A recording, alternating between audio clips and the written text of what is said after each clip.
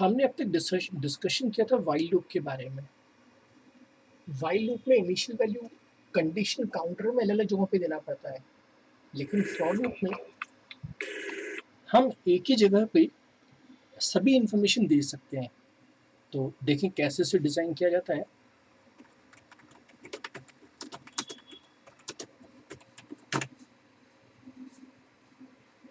In Python, for loop can be used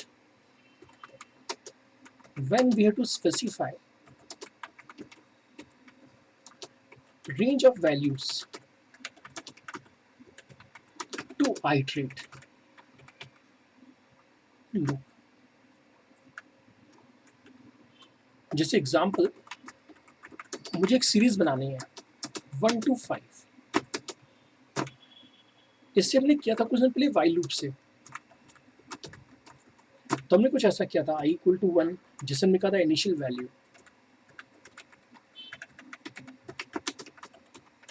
फिर हमने कहा था while i less than equal to 5। हमने कहा था प्रिंट i।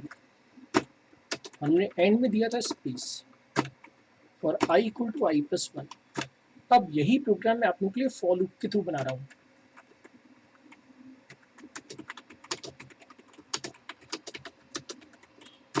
तो जल्दी से हम कोई आईडी ओपन कर लेते हैं, जैसे अभी मैं आइडियली ओपन कर लेता हूँ और इसे आइडियली में ट्राई करते हैं। तो फाइल देन न्यू फाइल, और यहाँ पे हम प्रोग्राम टाइप करते हैं फॉर लूप की मदद से। So for I in range, जहां तक आपको चाहिए उससे एक एक्स्ट्रा देना पड़ता है। तो यहाँ पे रेंज रहती है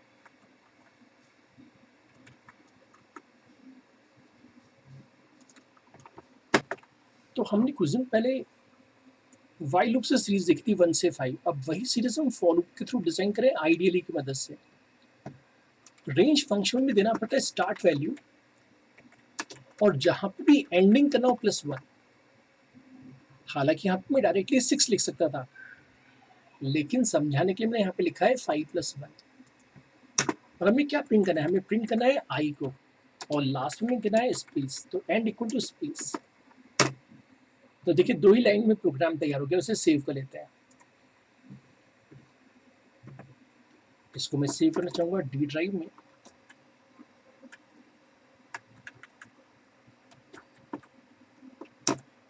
और इसका हम नाम दे रहे हैं 1 जुलाई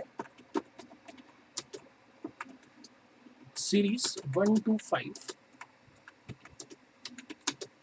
using for dot P Y. अब इसे रन किया जाए, और जैसे हमने रन किया दोस्तों आप देख सकते हैं हमें मिल गया 1 2 3 4 5। अच्छा, अब मैं सोच रहा हूँ कि यहाँ पे काश में इसे सेव एज कर लूँ। इसका नाम मैं 2 कर देता हूँ, और मैं सोच रहा हूँ कि यहाँ पे मैं एक पैरामीटर -1 और दे दूँ। मुझे नहीं पता कि क्या होगा, एक बार ट्राई कर लेते हैं।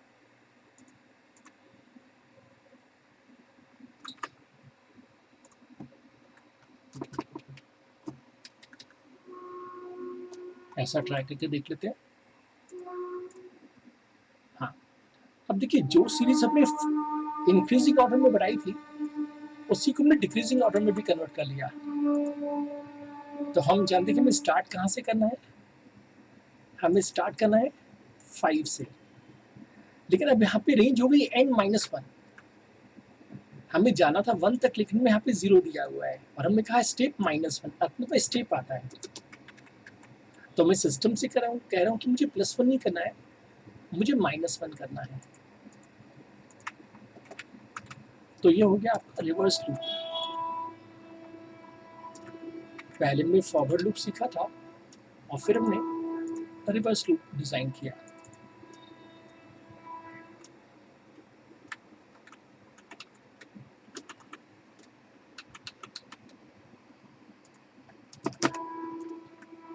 तो ये फॉरवर्ड था,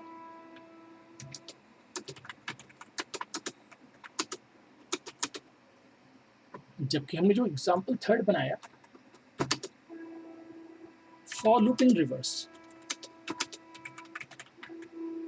तो हमें इसमें सीरीज मिल गई 5 4 3 2 1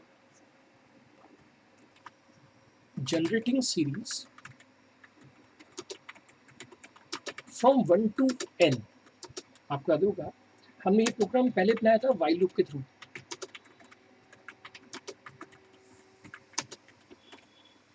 also finding sum and product of the series. तो टेक्निकली जो प्रोग्राम हमने while लूप के थ्रू सीखा था वही लूप हम अब डिजाइन करेंगे फॉर लूप की मदद से। तो कैसे करेंगे हमें देखना होगा। तो सबसे पहले मैं यूजर से एक नंबर पूछ लूंगा, n equal to eval input enter number of terms।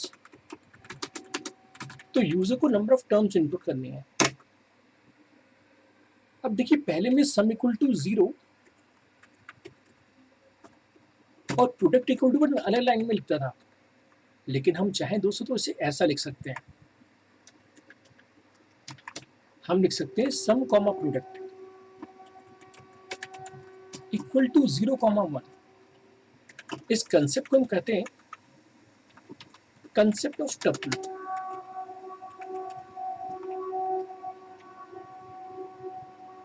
To initialise multiple variables.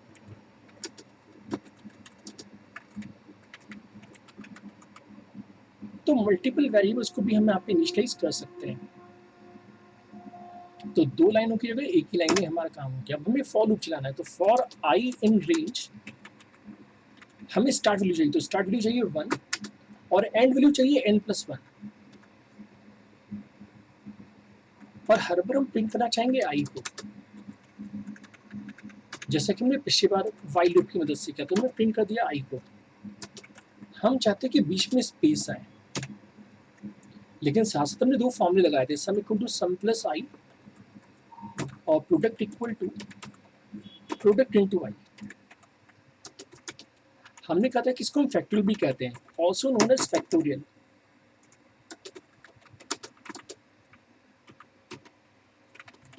Of n. अब जब लूप कंप्लीट हो गया, आफ्टर कंप्लीशन ऑफ लूप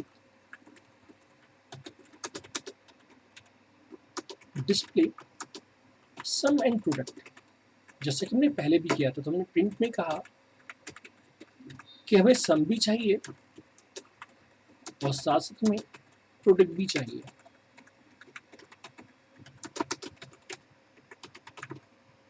अब प्रोग्राम तैयार है, इसे हम यहाँ से कॉपी कर लेते हैं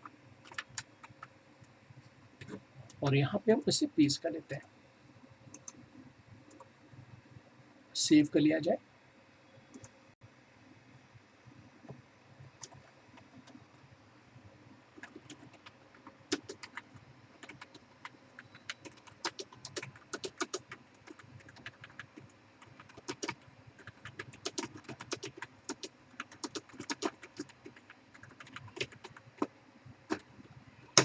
हमें यहाँ पे टैबिंग चेक करनी पड़ेगी कि टैबिंग प्रॉपर है या नहीं, क्योंकि मैंने नोटपैड में प्रोग्रामिंग की है तो टैबिंग हो सकता है कि सही ना हो।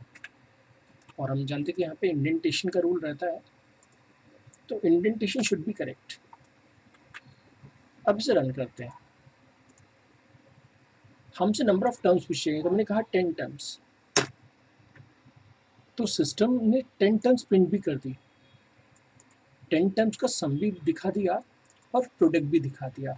अगर हम यहाँ पे स्लैश लगाते तो लाइन चेंज हो जाती है, तो रीडेबिलिटी इंक्रीज हो जाती है, क्योंकि स्लैशिंग का मतलब होता है लाइन चेंज। तो जहाँ जहाँ हम स्लैशिंग लगाएंगे वहाँ पे लाइन चेंज हो जाएगी। अब जैसे मुझे 5 के लिए पता है, मैं 5 इनपुट कर देता हूँ, क्योंकि 5 का सम आएगा 15 और फैक्टर आएगा 120। तो सम आ रहा है 15 और फैक्टोरियल या प्रोडक्ट आ रहा है 120। अब तक हमने जितने भी लूप के एग्जाम्पल देखे सभी में हम नंबर्स पे वर्क कर रहे थे, लेकिन अब हम चाहते हैं कि हम स्ट्रिंग पे वर्क करें। लेकिन इससे पहले मैं चाहूँगा in above program reverse for loop. आपको मैंने अभी भी सिखाया कि लूप को कैसे रिवर्स किया जाता है। जैसे हमने 5 से लेके 1 तक परफॉर्म किया, तो हम यहाँ पे लिखेंगे 5 की जगह n लिखेंगे और यहाँ पे लिखेंगे 0 और -1। तो जो अभी इंक्रीजिंग ऑर्डर चल रहा था आप उसे रिवर्स ऑर्डर में भी कर सकते हैं। अब हम यूजर से एक स्ट्रिंग लेंगे और स्ट्रिंग के लेटर्स को प्रिंट करवाएंगे। तो देखिए कैसे इस प्रोग्राम को डिजाइन करना है।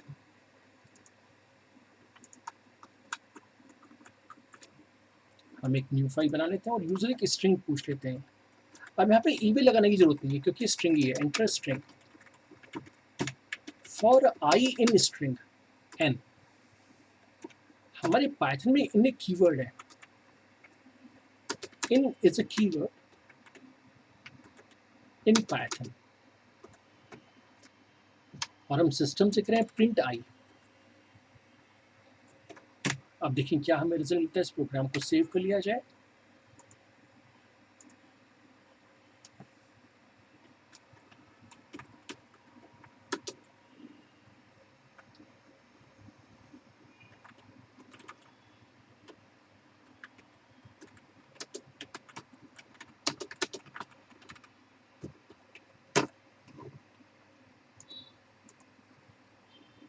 तो मुझसे एक स्ट्रिंग पूछ लिया, तो हमने कहा इंडिया। तो आप देख सकते हैं जितने भी लेटर्स हमारे स्ट्रिंग में थे वो सभी लेटर्स हमें प्रिंट होकर मिल गए हैं। अब मैं सोच रहा हूँ कि इसी में क्यों ना हम एक इफ कंडीशन लगा दें। हम चेक करें कि लेटर वॉवेल की कॉन्सोनेंट। तो पहले हम इस प्रोग्राम को यहाँ कॉपी पेस्ट लेते हैं और फिर इसी में एक एग्जांपल और बना रहे हैं। Enhancing above code to count number of vowels and consonants in a string।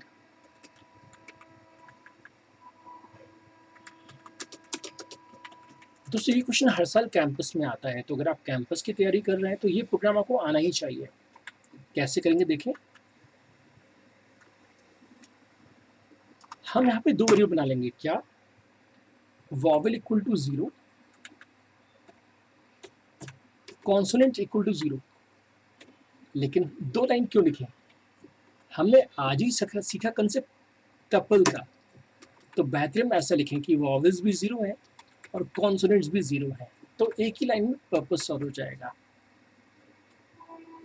या मैं सोचा था कि क्या हम ऐसा कर सकते हैं, क्या vowels equal to consonants equal to 0, शायद ऐसा चल जाए। इसको भी ट्राई करके देखेंगे हम। हमने एक लूप परफॉर्म किया आई का स्ट्रिंग में। अब हम यहाँ पे इफ कंडीशन लगा रहे हैं।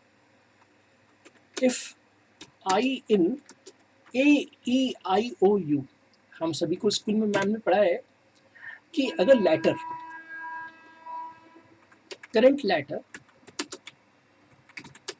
Is A E I O U, हम सिस्टम से करें कि अभी जो करंट लेटर है क्या वो ए ई आई ओ यू है क्या? अगर हाँ तो वॉवेल प्लस प्लस, यानी वॉवेल में इंक्रीमेंट हो जाए। Increase vowel.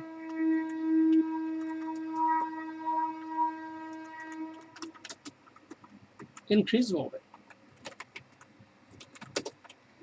लेकिन बाय चांस अगर कंडीशन फॉल्स है कोई दिक्कत नहीं, तो हम सिस्टम से करें कि कॉन्सोनेंट्स में प्लस प्लस हो जाए।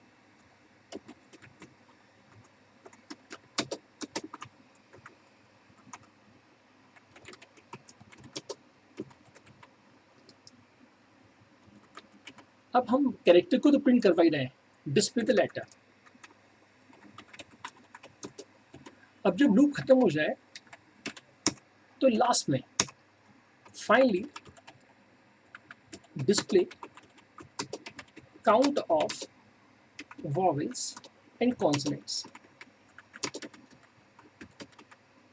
हम सिस्टम से करें क्या वॉवेल को भी प्रिंट करें और कॉन्सोनेंट्स को भी प्रिंट करें। तो पहले मैं स्ट्रिंग प्रिंट करवा देता हूँ। String equal to N vowel equal to vowel, consonants equal to जो भी कॉन्सोनेंट्स की वैल्यू है। तो प्रोग्राम तैयार हो चुका है, इसे रन किया जाए। मुझसे एक स्ट्रिंग पूछी गई, मैंने कहा इंडिया। देखिए स्ट्रिंग इंडिया भी प्रिंट हो गया। सिस्टम ने कहा कि इसमें वॉवेल्स 3 है। कौन कौन से वॉवेल्स है? एक आई है, दूसरा भी आई है, तीसरा ए है, जबकि कॉन्सोनेंट्स 2 है। मैं फिर से इस प्रोग्राम को रन करता हूँ।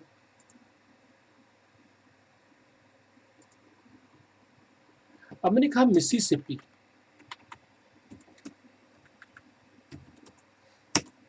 तो मिसिसिपी प्रिंट भी हो गया। सिस्टम करें कि मिसिसिपी में 4 वॉवल्स हैं और 7 कॉन्सोनेंट्स हैं। हमें फिगर से समझना है कि हमने अभी जो प्रोग्राम बनाया था वॉवल्स और कॉन्सोनेंट्स काउंट करने का, वो प्रोग्राम कैसे वर्क कर रहा है। तो सबसे पहले हमने यूजर से एक स्ट्रिंग पूछी n, जिसमें हमने डेटा दिया इंडिया। अब हमने फॉर लूप से कहा फॉर आई इन n, हम सिस्टम से करें कि सिस्टम n में जितने भी लेटर से 1 बाय 1 आई में आते जाए, means transfer letter of n 1 by 1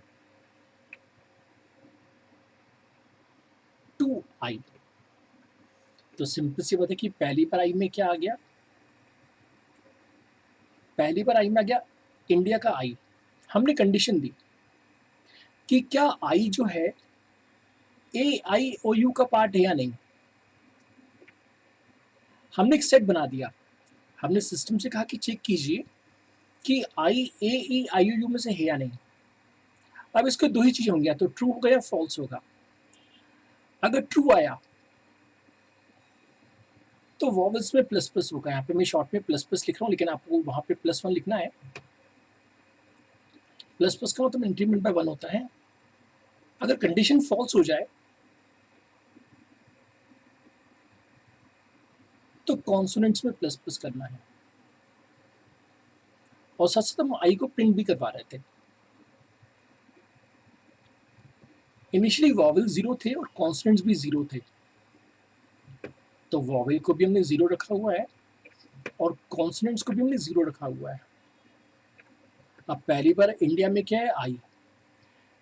क्या आई इस सेट में आता है? यस, बिल्कुल आता है। इस कारण से इसमें प्लस प्लस हो जाएगा, तो ये 1 हो जाएगा, यहाँ जाएगा ही नहीं। साथ साथ आई प्रिंट हो जाएगा। नेक्स्ट टाइम में आई इंडिया में मिला एन, जो कि ए आई यू में से नहीं है, तो वो यहाँ नहीं जाएगा, यहाँ जाएगा और यहाँ पे इंक्रीमेंट हो जाएगा और यहाँ पे प्रिंट होगा एन। नेक्स्ट टाइम मिलेगा डी, जो कि ए ई आई यू में से नहीं है, जिस कारण से वो यहाँ ना जाके यहाँ आ जाएगा, कॉन्सोनेंट्स 2 हो जाएंगे और प्रिंट हो जाएगा डी।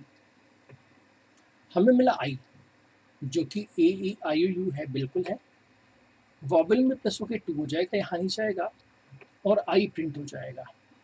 नेक्स्ट में मिलेगा ए, जो कि ए ई आई यू में से है, तो यहाँ पे एक इंक्रीमेंट हो जाएगा, वैल्यू हो जाएगी 3 और यहाँ नहीं जाएगा और लूप एंड हो जाएगा, स्टॉप।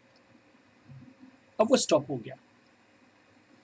लास्ट में प्रिंट करवा था स्ट्रिंग, तो हमें स्ट्रिंग प्रिंट हुआ था इंडिया। अब देखिए वॉवल्स की लास्ट वैल्यू क्या है, 3, और कॉन्सोनेंट्स की लास्ट वैल्यू क्या है, 2। तो प्रिंट होगा कि वॉवल्स हमारे जो थे वो 3 थे और कॉन्सोनेंट्स हमारे जो प्रोग्राम में है, इस डेटा में, वो 2 है। इस तरह से प्रोग्राम वर्क कर रहा है। तो अब हम बनाना चाहेंगे प्रोग्राम मल्टीप्लिकेशन टेबल का यूजिंग फॉर लूप। जबकि पहले हमने प्रोग्राम सीखा था व्हाइल लूप की मदद से। लॉजिक हम सभी को पता है कि सबसे पहले हम यूजर से एक नंबर पूछते हैं। हम यहाँ पे इवेल भी लगा सकते हैं, इंटीजर भी लगा सकते हैं, और हमने यूजर से कहा एंटर नंबर, कि किस नंबर का आपको टेबल चाहिए। हम जानते हैं कि टेबल कहाँ से कहाँ तक होता है, 1 से लेकर 10 तक। तो फॉर आई इन रेंज 1 से लेकर 10+1, क्योंकि हमने पहले भी डिस्कशन किया था कि हमें रेंज फंक्शन में हमें देना पड़ता है स्टार्ट वैल्यू और जो भी एंडिंग वैल्यू +1, और फिर काउंटर देना पड़ता है, स्टेप काउंटर। डिफॉल्ट वैल्यू उसकी 1 होती है। जैसे अगर यहाँ पे मैं 2 लिख दूँ दोस्तों, तो पहले 1 आएगा, फिर 3 आएगा, फिर 5, फिर 7, फिर 9। So the default step value is 1। ऐसा भी लिख सकते हैं, नहीं लिखेंगे तो भी वर्क करेगा। अब हमें प्रिंट करवाना है सबसे पहले वो नंबर जो हमने इनपुट किया, फिर मल्टीप्लिकेशन का साइन, फिर आई की वैल्यू, फिर इक्वल टू का साइन, और फिर n इंटू आई। तो पहले जो प्रोग्राम अराउंड 5 to 6 लाइन्स में बनता था, अब वो 3 लाइन्स में कंप्लीट हो गया है। इसे हम कॉपी कर लेते हैं और इसे हम यहाँ टाइप कर लेते हैं और सेव।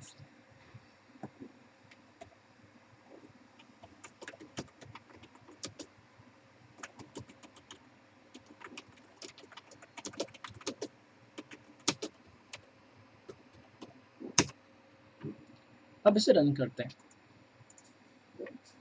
अब जैसे कि हमने कहा था कि इंडेंटेशन प्रॉब्लम आती है क्योंकि मैंने नोटपैड में टाइप किया, तो यहाँ पे मुझे टैब ओके करना होगा।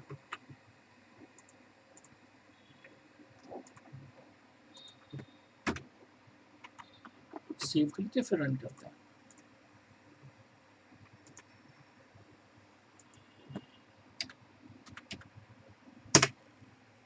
यहाँ पे कमेंटिंग हमने नहीं की, यहाँ पे इस कार्ड से भी इश्यूज आ रहे हैं, हमें इसे कमेंट करना चाहिए था।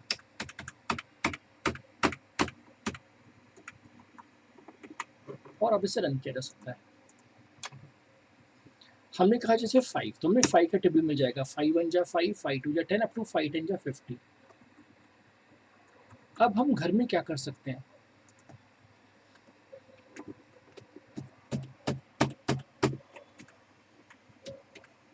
यहाँ पे एक टैब दिया मैंने,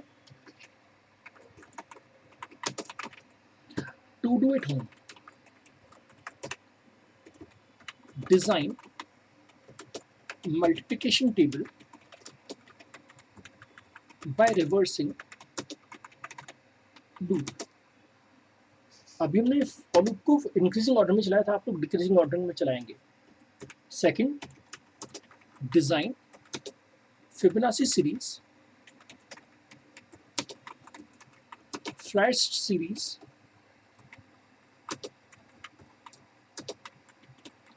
एंड 2 का पर आई series using for loop covered earlier on 2nd July.